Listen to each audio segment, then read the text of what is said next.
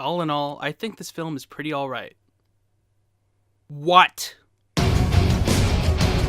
With the recent release of Captain Marvel, I think what I'm about to say should be perfectly clear. The superhero genre can be for everybody. Jerry Siegel and Joe Shuster created a character that evolved into a type of story that pushed the limits of imagination and championed righteousness. If you would let me be poetic about this sort of thing. So why not adapt it for other groups of people while still keeping that appeal and moral attitude intact? As the superhero genre continues to be popular with moviegoers today, here comes another contender in the form of Captain Marvel, the next film in the Marvel Cinematic Universe canon based on the Marvel Comics character with the same name and a weird history. A weird history that thankfully the filmmakers decided to scrap almost entirely.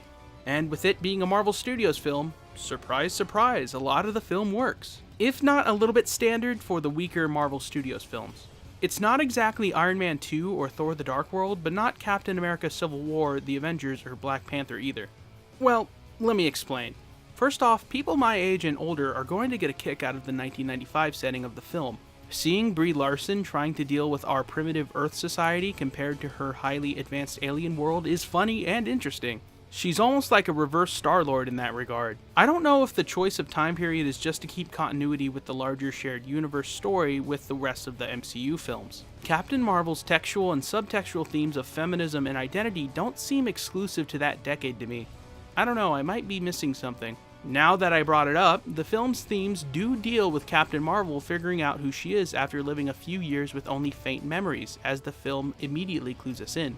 Some parts do deal with how women are treated in society, but I feel that the film just focuses on who Captain Marvel is in general, with gender playing a part but not the biggest part. Science fiction stories do have the idea of identity be a common theme no matter who or what the main character is. Look, what I'm trying to say is, gender just wasn't as explicit as, say, race was in Black Panther, which I think that movie handled well. Just bury me in the ocean with my ancestors that jumped from the ships, because they knew death was better than bondage.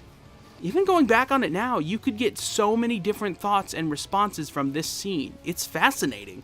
But Captain Marvel is still a fun and interesting movie beyond that. The newly introduced alien race of Skrulls give the story a unique dimension and are just a cool element of the film's world. And the actors are pretty great as well. Brie Larson really sold me on Captain Marvel. She isn't portrayed as perfect, but as a person with faults and quirks just like most characters in this genre. Samuel L. Jackson and other characters in the main cast are also great. Clark Gregg's Agent Coulson, Lee Pace's Ronan the Accuser, and Djimon Hounsou's Korath return from other MCU media in this film, but Captain Marvel doesn't really do a whole lot with them.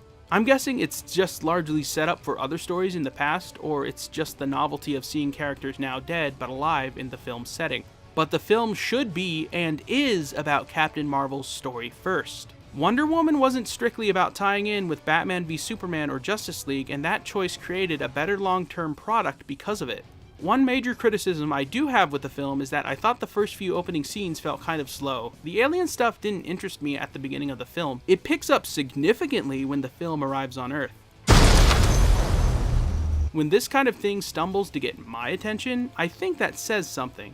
It's a minor gripe, but a valid one. Look, Captain Marvel and other superhero media like Black Panther, Wonder Woman, and even Supergirl on TV prove that different types of audiences are going to find more enjoyment in certain superhero stories than others. I'm just trying my best to look at the film as objective as possible for a 2 to 3 minute video, judging it on its own merits. There are people out there that are going to adore Captain Marvel, myself being part of that group.